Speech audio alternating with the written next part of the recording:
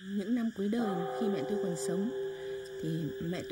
the last few years of her life, my mother always reminded me of my debt to Nhop Ha village. My mother bound me to that emotional debt. Because of her 3 children, I'm the only daughter who has followed her career in journalism and her love for literature.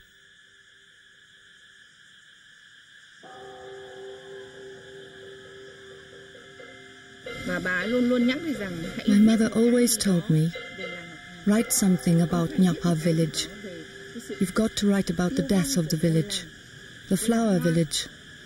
It's my homeland and also yours. I've written many things so far, but none of them about Nhop Ha village. It's a lifetime debt, and I don't know when I will pay it.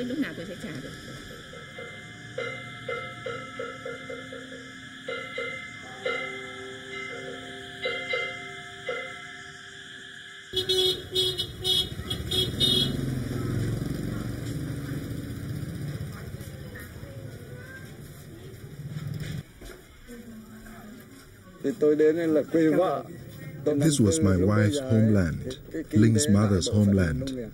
I came here in 1954 when the economy was mainly agriculture, and Nhop Ha was a flower-growing village. Each house was separated with a garden surrounded with banana trees and hibiscus flowers. Today, houses stand next to one another, and people live and fight for the separating wall. Today, there isn't a meter of land left. People fight for it and grab it all. Those who had land sold it. Bouts of land fever exploded. People ran after money, selling land and collecting gold.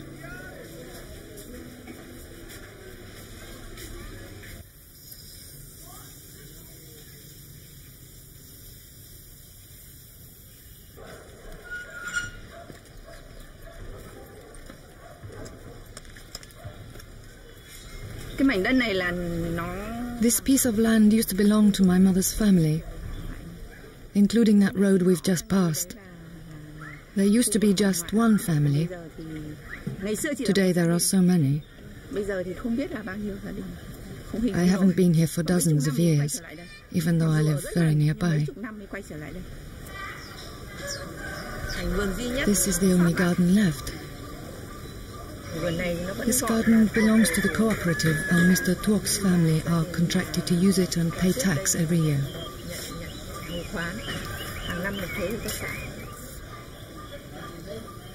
In the old days, over there was a pond where our grandfathers grew lotus and willow trees. And in that lotus pond, our grandparents made tea in a very fancy way. At night they opened lotus petals, put tea leaves inside and closed them. At dawn, they got the tea out, and it was infused with lotus fragrance. Then they used the dewdrops from the lotus leaves as water for their tea. That's how our grandparents drank tea.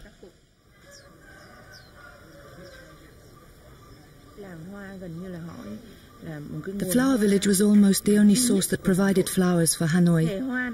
The flower trade lasted throughout the 20th century, until the beginning of the 90s, when it began to dwindle.